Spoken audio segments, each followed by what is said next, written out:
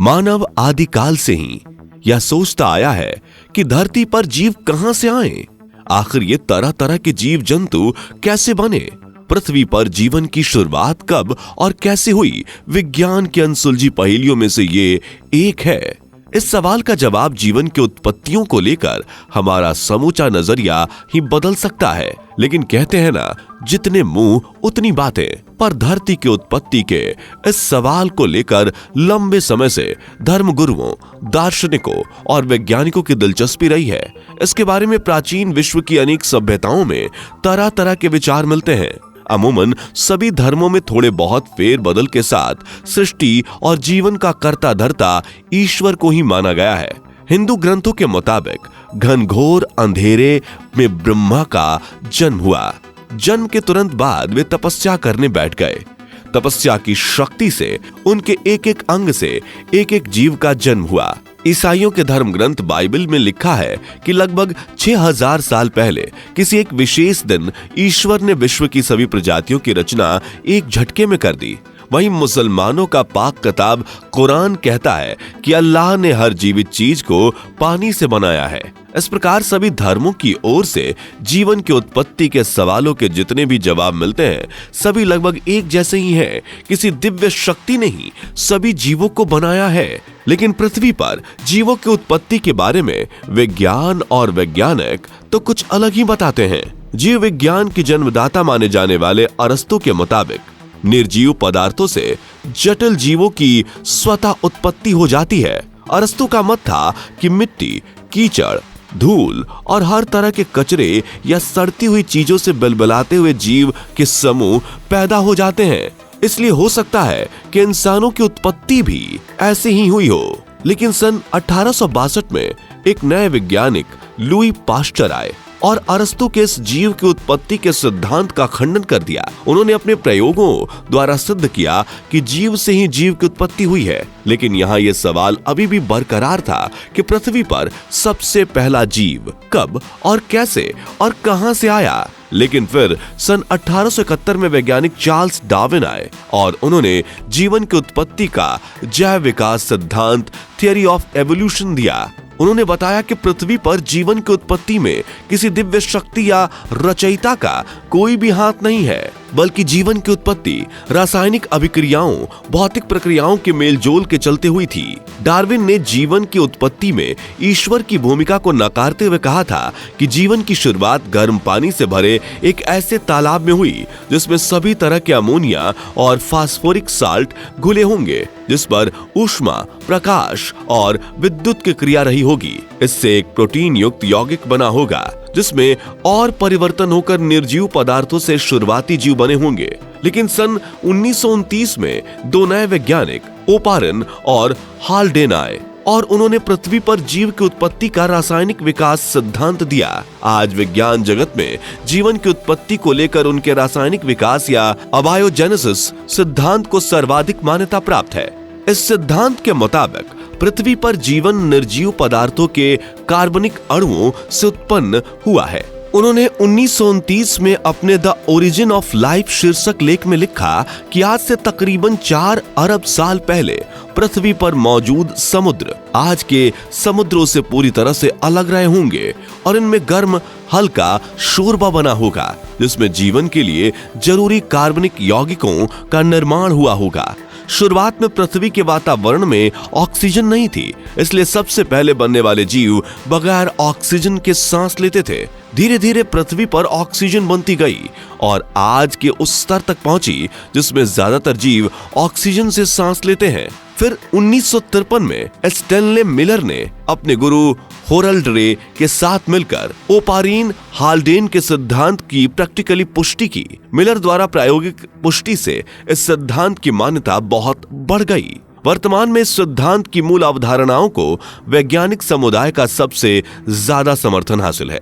इन सभी के सिद्धांत के अनुसार आज के पृथ्वी से 4 अरब साल पहले की पृथ्वी बेहद गर्म थी, यानी यहाँ जलता हुआ लावा और मैग्मा पाया जाता था। उस समय पृथ्वी का अनुमानित तापमान 1000 डिग्री सेल्सियस से 1600 डिग्री सेल्सियस था। करीब 3.9 अरब साल पहले पृथ्वी का तापमान कम होना शुरू हो गया और इसी कारण यहाँ तेज बारिश हुई। यह बारिश कई सालों तक हुई। लगातार हुई इस बारिश से लगभग 80% भाग समुद्र से डूब गया और 20% भूभाग ठोस होकर ठंडा होकर धरातल बन गया, जिस पर आज भी हमारा जीवन चल रहा है।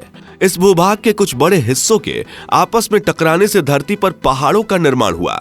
समुद्र के पानी से भाप बनी और पहाड़ों पर बारिश हुई, जिससे ग्लेशियर का निर्माण हुआ और धीरे धीरे पृथ्वी बेहद ठंडी होती गई। इसी समय समुद्र में हो रही रासायनिक क्रियाओं से समुद्र में पहली बार सूक्ष्म जीव पैदा हुए। इन सूक्ष्म जीवों की संख्या बढ़ती गई और ये दो भागों में बंट गए। कुछ सूक्ष्म जीव विकसित होकर समुद्री पादप बन गए और कुछ जलीय जीव जंतु बन गए। इसके करीब 30 करोड़ साल बाद पृथ्वी पर रहने लायक वातावरण बना, जो कि बेहद ठंडा था, जिसे हम हिम युग के नाम से भी जानते हैं। इस समय तक समुद्र में इतने समुद्री जीव जंतु और पादप बन गए थे कि वहां रह पाना बहुत मुश्किल हो गया था। इसलिए कुछ जीवों और पादपों ने समुद्र से जमीन की ओर रुख किया और उन्होंने पाया कि धरातल पर जीवन के लिए कोई प्रतिस्पर्धा नहीं है। धरती पर सरवाइव करने के लिए उन्हें बस खुद को थोड़ा बदलना है। धीरे धीरे पूरे धरातल पर भी पेड़ पौधे और जीव जंतु फैल गए और वो वातावरण के अनुकूल अपने आप को बदलते हुए अलग अलग प्रजातियों में विकसित होते गए। उस वक्त की जीव जातियों में डायनासोर्स भी थे। ये डायनासोर पृथ्वी के सबसे बड़े जीव थे। माना जाता है कि आज से 6.5 करोड़ साल पहले एक बड़ा सा एस्टेरॉयड पृथ्वी से टकराया, जिससे धूल का गुब्बारा उठा और उसने सूरज को ढक लिया।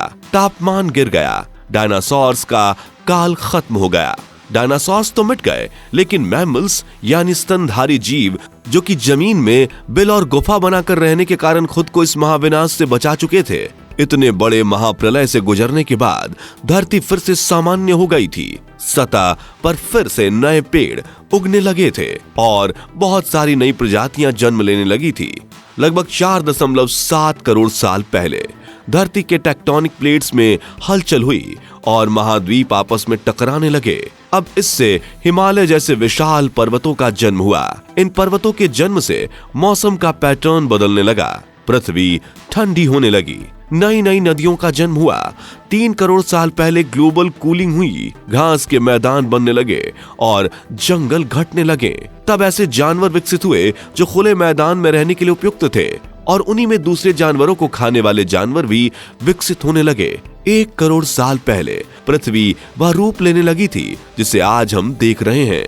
40 लाख साल पहले धरती की टेक्टोनिक प्लेट में एक बार फिर हलचल हुई और अफ्रीका के पूर्वी इलाकों में एक नई पर्वत श्रृंखला का निर्माण हुआ। ये पर्वत श्रृंखला थी अफ्रीकन रिफ्ट वैली। इसके बनने से इन जंगलों में आने वाली मौसमी हवा पूरी तरह से रुक गई और वहां बारिश बंद हो गई। साथियों, अफ्रीका के इन जंगलों में रहते थे एप्स, जिन्हें हमारा पूर्वज माना जाता है। ये एप्स पेड़ों पर रहा करते थे। बारिश के बंद हो जाने से यहाँ के जंगल सूख गए, जिसका सबसे ज्यादा असर इन एप्स पर पड़ा। जंगल सूख जाने से इन एप्स के लिए खाने की समस्या पैदा हो गई और इनकी ये समस्या ही इनके एक बड़े विकास का कारण बनती है कि ये अब पेड़ों से उतरकर खाने की तलाश में जमीन पर अपने कदम रखने लगे। इस वक्त इनका दिमाग एक संतरे जितना बड़ा था और इनकी लंबाई 4 फीट तक थी। माना जाता है कि इंसान और बंदर एक ही सोर्स से विकसित हुए हैं और वो सोर्स था एप्स। कहा जाता है कि ये प्रजाति हमारे साझा पूर्वज थे। शरीर से ये बंदर और इंसान दोनों ही तरह के दिखाई देते थे। ज्यादा समय पेड़ पर रहने के अलावा ये झुककर चलते थे। हालांकि इनकी सटीक शरीर की बनावट कैसी थी वो किसी को नहीं पता, लेकिन एक बात तो तय है कि इंसान और बंदर को विकसित करने वाली प्रजाति यही थी। आगे चलकर ये एप्स और विकसित हुए और कुछ एप्स पेड़ पर ही रहना चाहते थे। वो बने गोरिल्ला और बंदर, जो कि आज धरती पर मौजूद हैं। और इन प्रजातियों में कोई खास विकास नहीं हुआ, जबकि कुछ ने विकसित होकर जमीन पर चलना शुरू कर दिया। कई हजार सालों के विकास क्रम के बाद ये 2 पैरों पर चलने लगे। समय के साथ साथ विकास की प्रक्रिया चलती रही और हमारे पूर्वज धीरे धीरे विकसित होने लगे। 30 लाख साल पहले हमारे पूर्वजों का दिमाग काफी बड़ा हो गया था, लेकिन जिन्होंने विकसित होकर जमीन पर चलना शुरू कर दिया था वो कहलाए होमिनिड। जो आगे चलकर दो भागों में विभाजित हो गए। एक बने चिंपैंजी और दूसरे बने होमो सेपियन। ये चिंपैंजी आज भी धरती पर मौजूद हैं, जिनके पूंछ भी नहीं होती है और इनका डीएनए आज के इंसान से 99% तक मेल खाता है। और ये दूसरे हुए होमो सेपियन, जिनकी भी पूंछ नहीं होती थी, जो आगे चलकर इंसान बने। लेकिन होमो सेपियन से आज के विकसित मानव बनने में कई हजार साल गुजर गए। तो आइए इस कहानी के बारे में जान लेते हैं। विश्व के अनेक स्थानों पर मानव की खोपड़ियां व हड्डियां प्राप्त हुई हैं। वे लगभग 1.5 लाख वर्ष पुरानी हैं। आज से 10,000 वर्ष पूर्व तक आदि मानव झुंड बनाकर जंगलों में भोजन की तलाश में घूमता रहता था। फिर उसने पत्थर को हथियार की तरह इस्तेमाल करना शुरू किया। समय बीतने के साथ ही आदि मानव समूह में अन्य जानवरों का शिकार करने लगे थे। ये थे होमो इरेक्टस, जो अन्य जानवरों से ज्यादा होशियार थे। इन्होंने ही सबसे पहले आग का इस्तेमाल करना सीखा। आग की खोज इंसान के लिए सबसे बड़ी खोज थी। जानवरों का शिकार करके खाना, गुफाओं में रहना, यही आदि मानव की दिनचर्या हुआ करती थी। वह जंगली जानवरों के भय से गुफा के बाहर दरवाजे पर आग जलाकर अपनी रक्षा करता था। पत्थर से ही आग जलाता था। पत्थर के ही बर्तन और औजारों का उपयोग करता था। आदि मानव का दिमाग समय के साथ साथ काफी बड़ा हो गया। 2 लाख साल पहले आज के इंसान ने अपना रूप ले लिया था। इंसान ने बोलना शुरू कर दिया था। पहली बार कोई जानकारी एक से दूसरे इंसान तक या एक से दूसरी पीढ़ी तक पहुंचने लगी थी। यही वो आखिरी विकास क्रम था, जिसके बाद विकसित होकर आज का मानव बना, यानी कि होमो सेपियंस। जैसे जैसे मानव को अपने आसपास की वस्तुओं का ज्ञान होता गया, वैसे वैसे वह अपने लिए और सुविधाएं जुटाने लगा। प्रारंभ में मनुष्य को कपड़े पहनने का ज्ञान नहीं था। वह पेड़ों की छाल, बड़े पत्तों एवं जानवरों की खाल से ठंड के समय अपना बचाव करता था। बाद में वह जानवरों को पालना, पौधे उगाना, अन्न पैदा करना आदि सीख गया, जिससे उसका घुमक्कड़ जीवन समाप्त हो गया और एक स्थान पर झोपड़ी बनाकर रहने लगा और खेती करने लगा। उसने कुत्ते, बकरी, भेड़ आदि जानवरों को पालना शुरू किया। उनसे अपने कार्य में सहयोग लेने लगा। धीरे धीरे मानव ने धातु की खोज की। उसने पहिया बनाना सीखा। पत्थर की चाक बनाकर मिट्टी के बर्तन बनाने लगा। मनुष्य के विकास का क्रम लगातार जारी रहा और अभी भी जारी है। यह एक अनवरत चलने वाली प्रक्रिया है, जो शायद तब तक चलती रहेगी जब तक यह धरती है। तो दोस्तों, यह थी धरती पर जीवन के आरंभ की कहानी, मनुष्य के आदि मानव से आज के आधुनिक मानव बनने की कहानी। फिलहाल पृथ्वी पर जीवन की शुरुआत कब, कैसे और कहां हुई, इस विषय पर ढेरों सिद्धांत और विवाद हैं। इन सिद्धांतों में कौन सा सही है और कौन सा गलत, इस पर पूरे तौर पर कुछ भी नहीं कहा जा सकता। जीवन की उत्पत्ति को लेकर अनेक सिद्धांतों को प्रस्तुत करने का सिलसिला भविष्य में भी जारी रहने वाला है।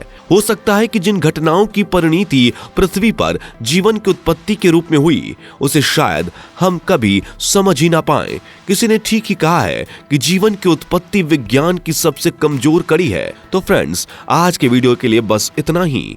अगर आपको यह वीडियो पसंद आया हो तो इसे लाइक और शेयर करें। ऐसे इंपॉर्टेंट और नॉलेज वाली वीडियोस के लिए चैनल को सब्सक्राइब और फेसबुक पेज को फॉलो करें। Thanks for watching.